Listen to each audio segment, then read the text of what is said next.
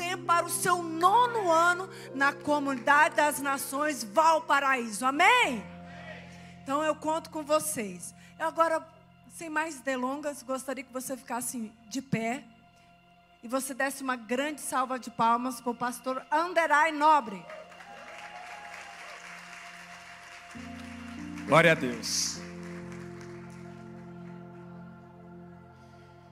Feche seus olhos.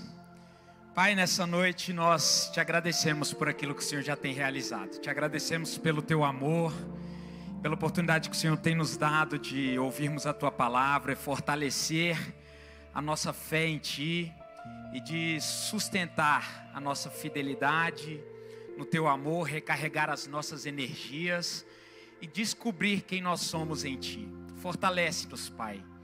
Ajuda-nos nas nossas fraquezas, potencializa as nossas virtudes e faz-nos andar em lugares altos. Que aquilo, Senhor, que não pertence a nós, seja deixado aqui como uma oferta a Ti. E aquilo, Senhor, que o Senhor tem para nós, seja derramado em nossos corações poderosamente nessa noite. Nós somos Teus e o Senhor é nosso. Nós abrimos os nossos corações para Ti. Tira toda a ansiedade, tira toda a depressão, tira todo o estresse, pois sabemos, Senhor, que isso é a falta de confiança em Ti. Nós queremos depender de Ti nessa noite, em nome de Jesus, amém. Tome seu assento nessa noite.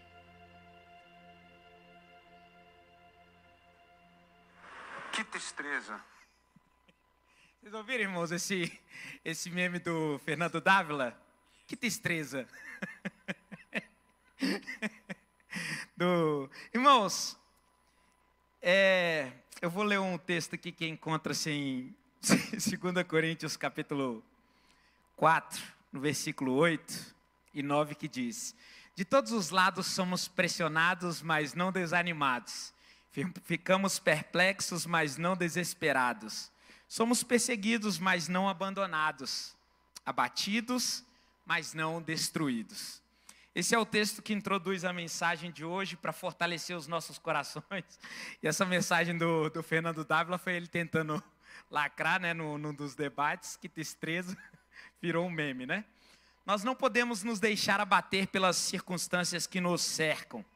Eu, porventura, nas eleições, saí daqui já para votar bem tranquilo com o meu coração, independente do resultado que poderia acontecer, porque eu sei que a minha confiança está em Deus. Mas nesse embalo de eleições, eu cheguei aqui para pregar com 2 mensagens muito fortes no meu coração. Eu quero fazer um processo democrático aqui. Tenho 2 mensagens nessa noite para pregar. E eu quero deixar com vocês a decisão de qual mensagem eu vou pregar. A primeira mensagem, ela tem por tema: Deus está no controle de todas as coisas. Uma mensagem forte, poderosa, e ela está baseada no Salmo 46.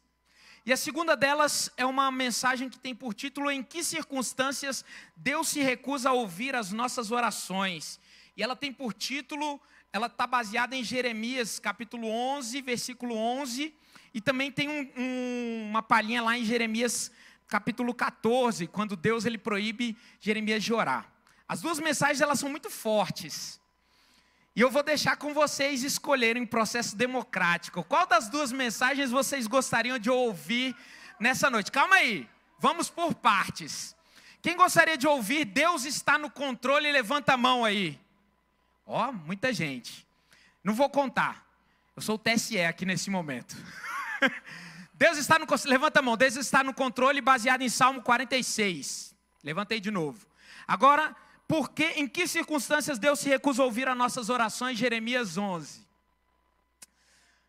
Caraca, tá difícil de escolher. Eu acho que a primeira ganhou. Deus está no controle. Só que eu dou valor para quem perdeu. Então,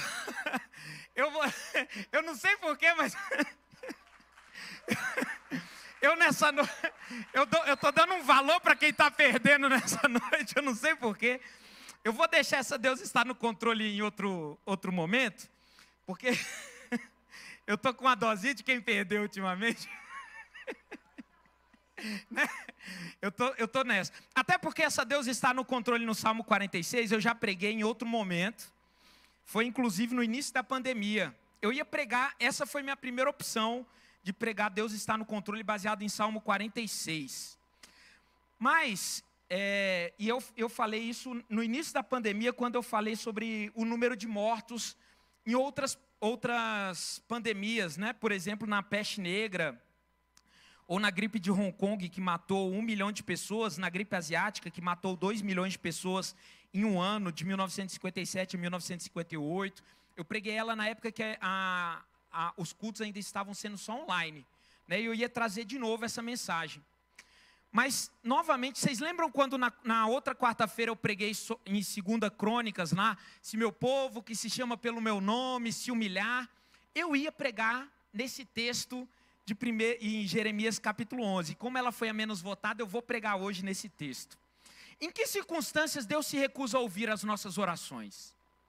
Vocês viram naquele texto, quando Deus, ele estabelece, quando Salomão, ele inaugura o templo de Jerusalém. Em 2 Crônicas, Deus fala, se meu povo que se chama pelo meu nome, né, se humilhar e orar e buscar a minha face, então eu ouvirei dos céus, né, perdoarei os seus pecados e sararei a sua terra.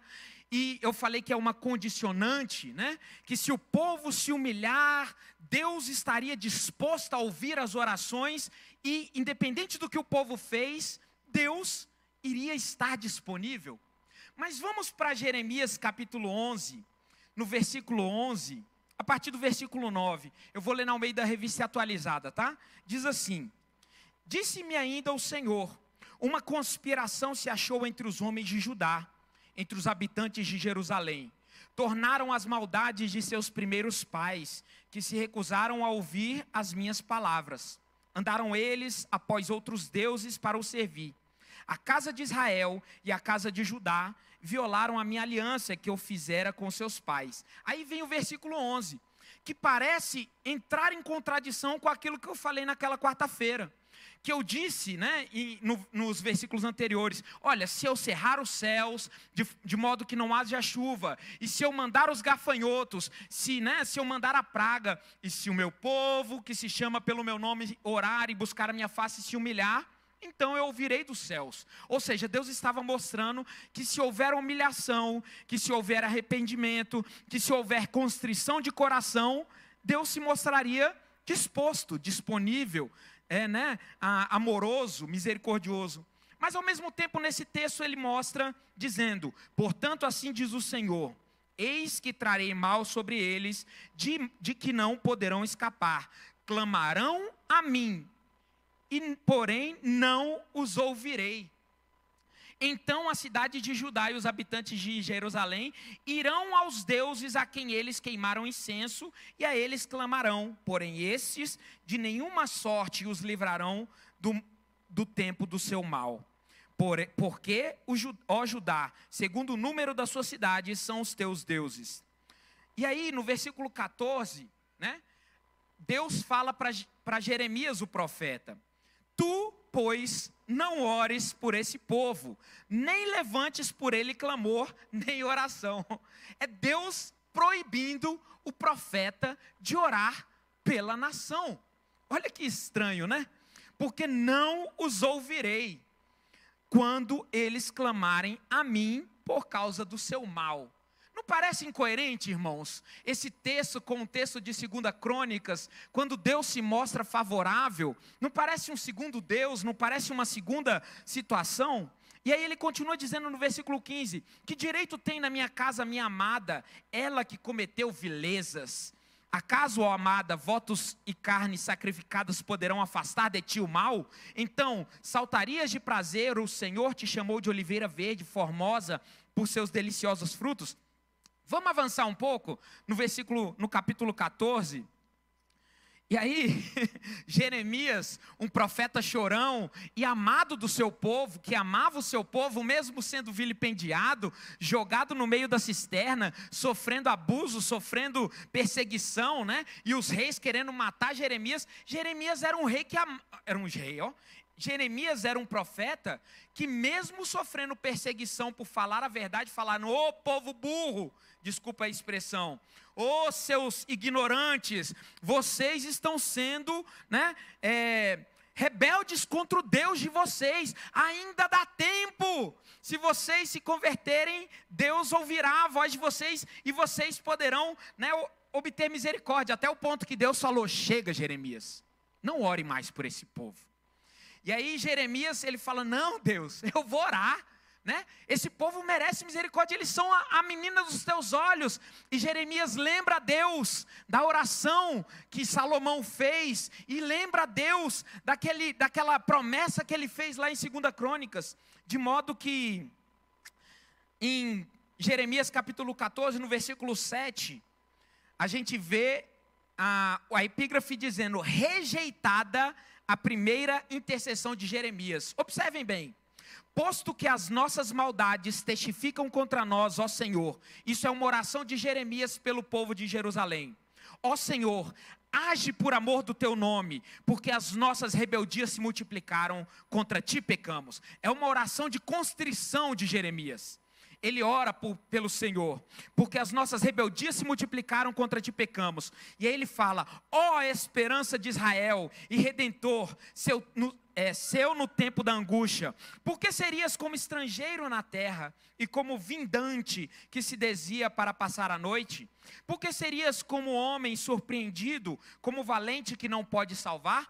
Ele está meio que desafiando Deus, falando: por que você seria como um qualquer que não cuida do seu povo? Porque serias como homem valente que não pode salvar? Mas tu, Senhor, estás no nosso meio, e somos chamados pelo teu nome, não nos desampare.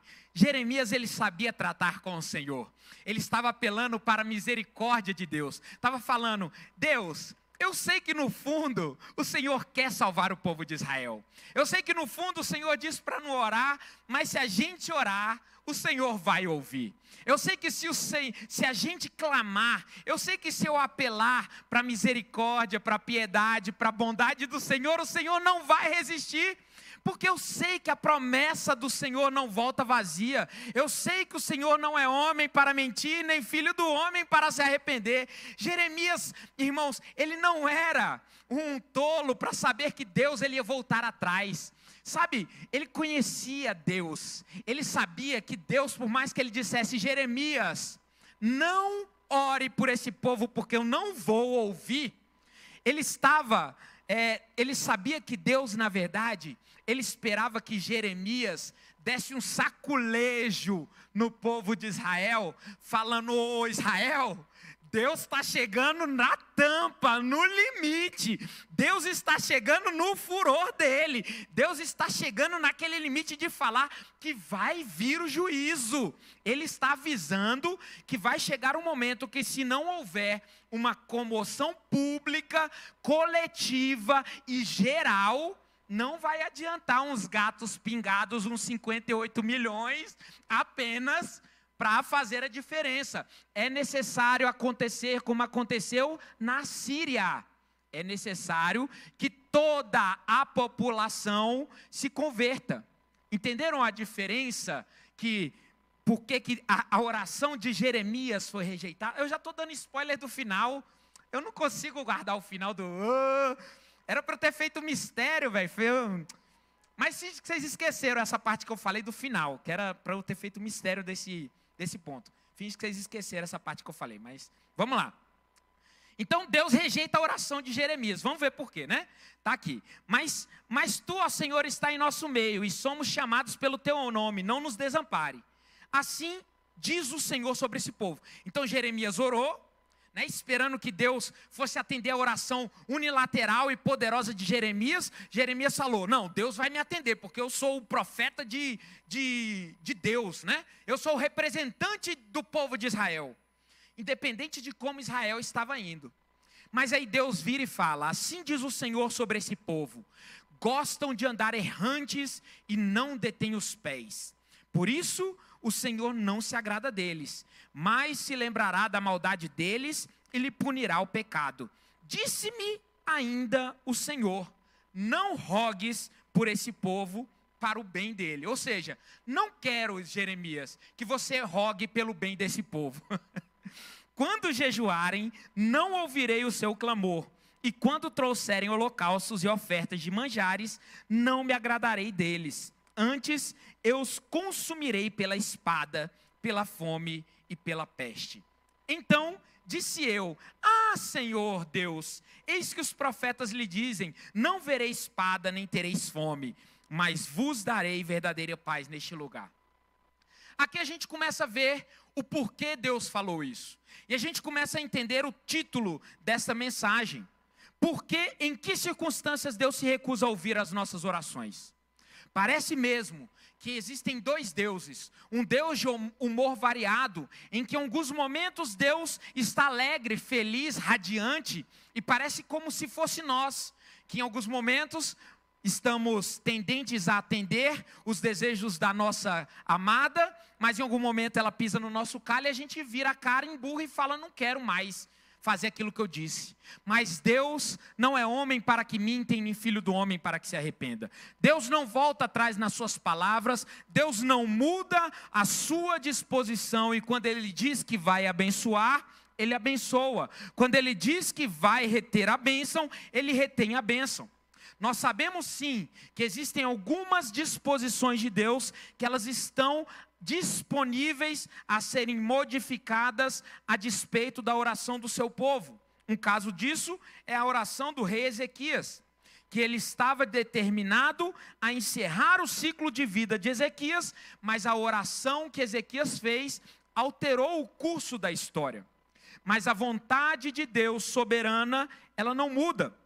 Aquilo que Deus determinou como sendo estabelecido privativamente no centro da sua vontade é imutável. Aquilo que Deus planejou, né, que a vontade telema ou bolema, eu não lembro qual é a imutável, se alguém lembrar aí me recorda, telema ou bolema. Eu sei que existe a vontade permissiva e a diretiva. A diretiva de Deus, né, que é uma dessas duas, telema ou bolema, eu sei lá. A diretiva de Deus é aquela que Deus ele tem determinado na sua soberania e ela é imutável. Ele determina e ele cumprirá a despeito da vontade do homem. E existe a vontade diretiva, que é uma sinergia entre a vontade do homem e a vontade de Deus. E eu já discuti isso aqui em outras pregações, né? Que eu já falei que a vontade de Deus nunca foi que Adão e Eva comessem do fruto da árvore do bem e do mal. Mas desde que Deus criou a humanidade, Ele já preparou o cordeiro imolado para morrer pelos nossos pecados. Deus nunca quis que o povo de Israel clamasse por um rei. Mas desde que Ele sabia que o povo pediria um rei, Ele já preparou um rei segundo o seu coração, Davi. Essa é a vontade diretiva. Mas esse não é o tema da nossa mensagem, eu só quero entrar no motivo. Deus, Ele não queria que o povo de Israel pecasse, né? Ele não esperava que o povo de Israel pecasse. Mas desde o momento em que Deus sabia que o povo de Israel pecasse, Ele falou: se o meu povo, que se chama pelo meu nome, se humilhar e buscar a minha face, eu o ouvirei. Deus sempre está à disposição para perdoar os seus pecados, para ouvir a sua voz individual quando você se arrepende, quando você se contrista, quando você busca a vontade do Senhor. Isso é individual ou coletivo, de forma comunitária, como acontecia com Israel. Mas por que nesses textos o povo de Israel ou Jeremias foi orientado a não orar pelo povo de Israel? Por que parece que existem dois deuses, né? Um Deus que diz que Ele sempre estaria à disposição para ouvir a oração, mas nesse texto Ele fala: clamarão a mim, porém não o ouvirei. Bom, Deus vê, ouve e sabe de tudo, até mesmo das nossas orações. Não tem como Deus não ouvir a sua oração, mesmo quando você está em estado de pecado, mesmo quando você está em estado de, sabe, irmãos, quando a sua vida você acha que você está muito distante de Deus, por aquilo que você faz, por aquilo que você pensa, por aquilo que você deixou de fazer. Deus, Ele nunca se afasta de você. Deus, ele nunca deixa de ouvir a sua voz, porque ele é onisciente, onipotente e onipresente. Por mais que ele diga que ele não o ouvirá, não significa que ele deixou de ouvir, porque isso é impossível a Deus. Deus, ele não perde o controle de nada. Ele não perde o controle da natureza, ele não perde o controle das variáveis, ele não perde o controle das circunstâncias, das estatísticas, das probabilidades. Deus não perde o controle sobre a sua vida, sobre a sua história, sobre as características da sua história, da sua vida. Sabe, irmãos, Deus não perde as variáveis da nossa nação. Por mais que nós nos desesperemos, Deus não se desespera, porque Ele está no nosso futuro. Deus está no futuro da nossa nação, Deus está no futuro da sua empresa, Deus está no futuro do seu relacionamento. E se você não entende que Deus está controlando as situações no nosso futuro, nós perdemos a causa, nós perdemos a calma, nós perdemos a paz. Nós não podemos perder a paz, porque isso significa que nós perdemos a certeza de que Deus está nesse futuro. Se nós perdemos a certeza de que Deus está no nosso futuro, nós perdemos a nossa paz. Nada escapa à sua atenção. Por que então Deus disse que não atenderia aos gritos de socorro do seu povo? E há várias razões para que isso possa acontecer. E eu vou passar algumas delas para que você possa fazer a sua própria introspecção e dizer, pode ser por algum desses motivos que as orações do Brasil parecem que não deram certo. Eu digo parecem, porque a história não acabou. Dizem assim, né? Se não está bom ainda, é porque não chegou no final. E eu creio, irmãos, que as coisas boas ainda estão por vir. As cadeias de Paulo, irmãos, enquanto ele sofria chicotadas, enquanto ele estava com Silas à meia-noite na prisão, ele estava sofrendo, mas cantando. E aquela meia-noite, enquanto ele estava lá, com as suas costas laceradas, passando frio naquele local, poderia parecer que era o fim para ele. Mas o fato dele saber que aquela circunstância adversa não era o fim para ele, e não era o pior daquela situação que ele poderia viver, fez com que ele conseguisse se alegrar na adversidade, e essa alegria trouxe para ele frutos positivos de alcançar naquela adversidade uma família inteira. E não só uma família. Todos aqueles presidiários que ouviram a voz de louvor dele no meio da prisão se converteram. Se o seu testemunho no meio dessa adversidade que nós estamos passando, e você está passando individualmente nessa circunstância, for favorável ao Evangelho, irmãos, essa é uma excelente oportunidade de você alcançar vidas que estão desmotivadas, que estão perdidas, que estão desnorteadas para o nome do Senhor Jesus. Você entende isso? Esse é um celeiro tão favorável, irmãos. Essa é uma oportunidade tão maravilhosa para você semear no reino de Deus, para a honra e glória do Senhor, que você não tem noção. E eu vou te dar algumas razões pelas quais parece que a sua oração não foi ouvida. Nesse caso, Deus pode não ter ouvido as orações, porque o castigo de Israel era inevitável. E Judá já havia desobedecido às leis de Deus e desconsiderado os seus apelos por tanto tempo, que o juízo já estava para todos os efeitos a caminho. Nesse caso de Israel, Deus ele já havia prometido, olha, povo de Israel, pode ser que quando vocês desobedecerem a minha voz, eu farei com que o coração de vocês seja endurecido, para que vocês entendam que a minha justiça, ela é necessária ser cumprida. E no nosso caso, no caso do Brasil, pode ser que chegue um tempo que a justiça de Deus ela precise ser cumprida. Pode ser um tempo que a justiça de Deus pode ser cumprida. E no caso do povo de Israel, irmãos, quando o povo de Israel precisou ser levado para o cativeiro, qual foi a palavra que foi dada para Jeremias? Eu não estou dizendo que esse é o nosso caso. Eu estou fazendo menção da palavra do Senhor, para que nós entendamos e descansemos o nosso coração, para independente da circunstância que nós passemos, nós aprendamos a descansar no Senhor. Não estou dizendo que esse é o nosso caso, porque a história ainda está acontecendo, e a minha vontade, ela está submetida à vontade do Senhor. O meu coração e o meu descanso está no meu Deus. Eu estou dizendo que a palavra de Deus, ela nos dá algumas dicas para que nós aprendamos a descansar. E eu sei que quando o juízo de Deus ele vem sobre uma nação, nós temos que aprender a descansar em Deus e saber que a vontade de Deus é boa, perfeita e agradável, independente das circunstâncias. Deus, ele vira para aquele rei que estava sobre aquele povo e diz: olha, rei, Deus, ele disse que se você abrir as portas para esse rei Nabucodonosor e você aceitar o juízo que virá, você será tratado com benevolência. E se você abrir as portas e aceitar essa situação, você não morrerá. E ele, não aceitou e teve os seus olhos furados e foi levado para a Babilônia.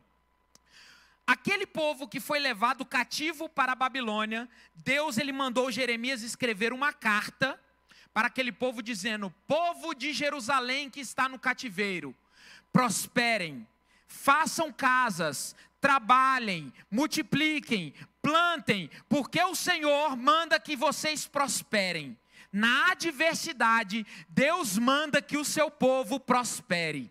Essa é a palavra para o seu povo, independente da circunstância, independente da adversidade. A palavra do Senhor para aqueles que são fiéis a Ele é: plantem, prosperem, continuem sendo fiéis, porque eu não vos abandonarei. Essa é a palavra independente da circunstância para o seu povo. Independente do que acontecerá, Deus está com as suas mãos estendidas para o seu povo, amém? Essa é a palavra. Mas, às vezes o juízo é inevitável, não sobre a igreja, mas sobre os incircuncisos. Porque Jeremias foi poupado, sim ou não? Jeremias foi tratado com benevolência por Nabucodonosor, sim ou não? Você será tratado com benevolência por aqueles que são os algozes, para aqueles que são injustos. Você recebe essa palavra em nome de Jesus? Independente do juízo que virá, irmãos, você será guardada como a menina dos olhos do Senhor, em nome de Jesus. Outra razão, as petições de Judá eram insuficientes e por demais tardias. O povo de Israel e a igreja talvez demorou muito para acordar. E às vezes o juízo ele é necessário. E é necessário para que a igreja não se acomode, não se cale, não entre no marasmo que ela entrou durante tanto tempo. É tempo da igreja continuar clamando, é tempo da igreja continuar se posicionando, é tempo da igreja continuar sendo uma voz profética e lutadora e aguerrida e poderosa no meio dessa geração. Porque talvez, se essa situação não mudar, nós tivéssemos nos acomodado e pensado: nós ganhamos, acabou nossa batalha, vamos voltar a ficar nas nossas quatro paredes. Mas é tempo de nós voltarmos e nos levantarmos e continuarmos combatendo. É tempo de nós continuarmos sendo cada vez mais poderosos, porque é tempo talvez de juízo sobre aqueles que não estão sobre a bênção do Senhor. Você entende isso? Eu entendo. Se você não entende, tá? Amém, irmãos. Eu entendo dessa forma. Deus até proibiu Jeremias de orar pelo povo, dizendo que nem sequer Moisés ou Samuel poderiam persuadir a ter mais compaixão de Judá. Está lá no capítulo 15, no versículo 1. Disse, porém, o Senhor: ainda que Moisés e Samuel se pusessem diante de mim, meu coração não se inclinaria para esse povo. Olha que forte isso. Lança-os de diante de mim e saiam. Para você ver como o furor de Deus já estava grande contra aquele povo brasileiro. Misericórdia. Contra o povo de Israel. Contra o povo brasileiro, não. Porque eu sei que o povo brasileiro ele tem se levantado pelo menos 58 milhões aí, né? Tem a galerinha aí resistente. Queima ele, Jesus. Né? Mas eu sei que, irmãos, que independente do que aconteceu, Sabe aqueles 7.000 que não se dobraram quando Elias falou lá? Nós somos esses. E Deus continuará abençoando ricamente. Sabe aquela palavra profética que Deus está tirando as riquezas dos ímpios e jogando nas mãos dos crentes? Somos nós. É o tempo, irmãos, da adversidade para nós prosperarmos em nome de Jesus. É também possível que as pessoas às vezes sabotem as suas orações. A Bíblia menciona várias atitudes e ações que podem inutilizar as nossas orações. Nesse caso aqui eu acho que é o menos provável nesse caso que nós estamos vivendo. Mas algumas orações elas são impedidas por alguns motivos. Alguns deles, o pecado, como por exemplo aconteceu lá em Deuteronômio, capítulo 1, versículo 45, Salmo 66, versículo no verso 18. Existem várias passagens em que o pecado ele é um impeditivo que as nossas orações cheguem aos céus. Como por exemplo, na vitória na derrota lá de Josué, no alcance da terra prometida. A desobediência, como por exemplo em Provérbios 28, 9. Abre para mim aí Provérbios 28, 9. Já estamos terminando, tá, irmãos? Nada. Eu amo vocês.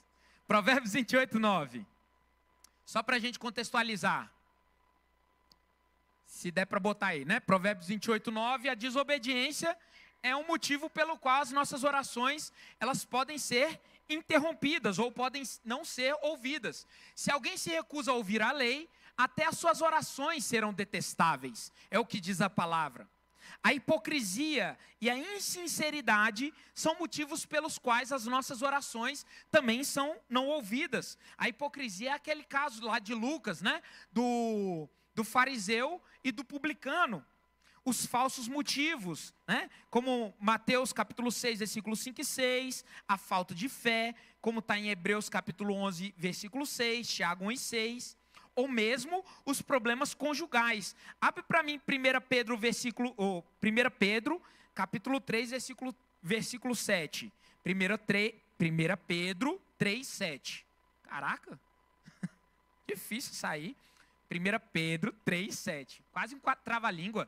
Do mesmo modo, vocês, maridos, sejam sábios no convívio com suas mulheres e tratem-nas com honra, como parte mais frágil e cordeira do dom da graça da vida, de forma que não sejam interrompidas as suas orações. Maridos, vocês querem que as suas orações sejam aceitas por Deus? Tratem as vossas mulheres de formas cortês, tratem-as como vaso mais frágil, honrem-nas na sua casa. Então, primeiro motivo pelo qual as orações elas podem ser interrompidas, porque chegou o tempo de juízo. Isso pode acontecer de forma coletiva como nação, é porque o furor de Deus já falou, basta, é o tempo de chegar e cortar a cabeça mesmo, né? Agora individualmente, por causa da desobediência, do pecado, da hipocrisia, dos falsos motivos, falta de fé e problemas conjugais. E finalmente, o que parece ser nenhuma resposta à oração, como nós estamos vendo, né? Parece que não houve resposta, pode na realidade ser uma resposta adiada. Vocês conseguem lembrar algum evento que uma resposta foi adiada por algum motivo? Fala aí, Julie. Quero ver. Balançou a cabeça? Daniel, né? Que teve a sua resposta de oração adiada por 21 dias. Porque houve uma batalha espiritual. E vocês conseguem ver uma batalha espiritual? Porque não é apenas, irmãos, uma questão de eleição, mas é uma batalha de sistemas, como a gente tem dito. Pode ser sim uma batalha espiritual. E Daniel, capítulo 10, versículo 12 e 13, mostra isso. Uma batalha espiritual sendo travada nos lugares celestiais. E agora vem a melhor parte, a cereja do bolo. Em outras ocasiões, e esse é o motivo pelo qual eu quero que vocês alegrem os seus corações, Deus pode negar o nosso pedido para nos dar algo melhor do que sabíamos pedir.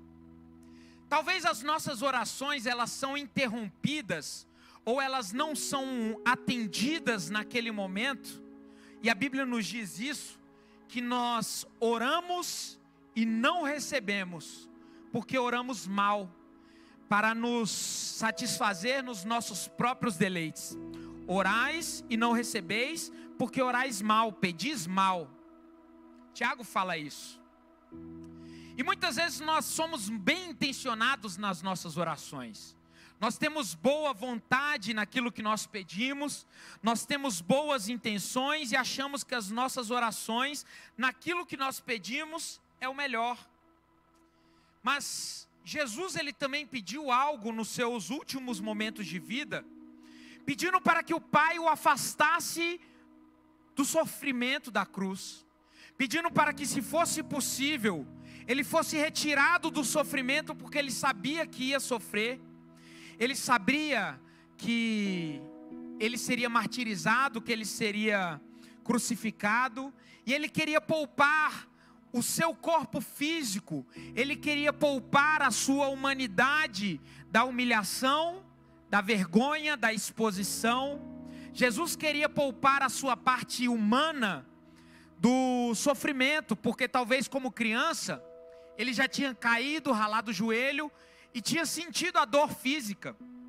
Talvez, quando ele estava na adolescência, ele já caiu eu ia falar, andando de bicicleta, mas não tinha bicicleta naquela época. Ai, ele deu uma martelada no dedo dele, e ele sentiu uma dor excruciante, e ele, talvez, sendo, uma criança muito inteligente, já sabendo da história de Moisés, ele, ao martelar o dedo ajudando seu pai José a montar uma mesa, ele já anteviu que as mãos dele seriam transpassadas, e naquele momento lá no Getsemane, ele orou para o Pai falando: Pai, se possível livra-me desse sofrimento da cruz. E a angústia de Jesus era tão grande, que a Bíblia diz que ele suou como se o seu suor fossem gotas de sangue. Há controvérsia se essa metáfora foi de fato gotas de sangue, que os vasos romperam, ou se o suor dele era tão intenso como de fato parecia gotas de sangue, ou se foi de fato sangue que escorreu da sua face. O fato, irmãos, é que a oração de Jesus, ela foi sincera diante do Pai, e ela foi bem intencionada, mas foi contra o propósito pelo qual ele nasceu. Você consegue entender que às vezes as nossas orações, por mais que elas sejam bem intencionadas, e por mais que elas estejam cheia de fervor e de boas intenções, elas podem não ser aquilo para o qual Deus tem o melhor propósito no nosso futuro? Porque imagina Deus olhando para Jesus e falando: Jesus, eu vou atender o seu pedido porque a sua oração foi tão sincera, tão honesta e tão tocante, que eu não quero mais que você morra na cruz. O que seria da minha vida e da sua se Jesus não tivesse morrido da cruz? Seríamos todos nós aqui hoje padecendo a condenação eterna, porque nós não conseguiríamos pagar o preço pela nossa salvação. Mas a vontade de Jesus, após pedir para o Pai se livrar daquele tormento, foi: faça-se a sua vontade, meu Pai, não a minha. E nós temos o nosso desejo, temos a nossa vontade, temos as nossas aspirações e temos aquilo que nós desejamos ardentemente como igreja e sabemos que seria o melhor.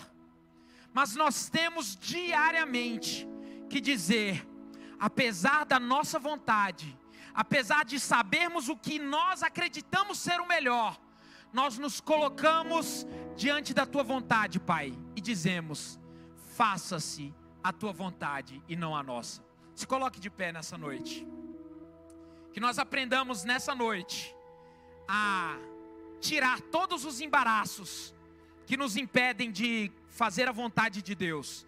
E apesar das nossas orações não atendidas, seja por qual motivo for, ou proteladas, nós aprendamos a dizer: Pai, a sua vontade é soberana. A sua vontade é boa, perfeita e agradável. E faça-se a sua vontade. E que nós aprendamos a descansar em Ti. Que nós aprendamos que o Senhor é soberano. E que nós aprendamos a descansar. Porque a Tua vontade sobre nós é melhor do que a nossa vontade. Em nome de Jesus. Adore ao Senhor enquanto nós meditamos nessa palavra.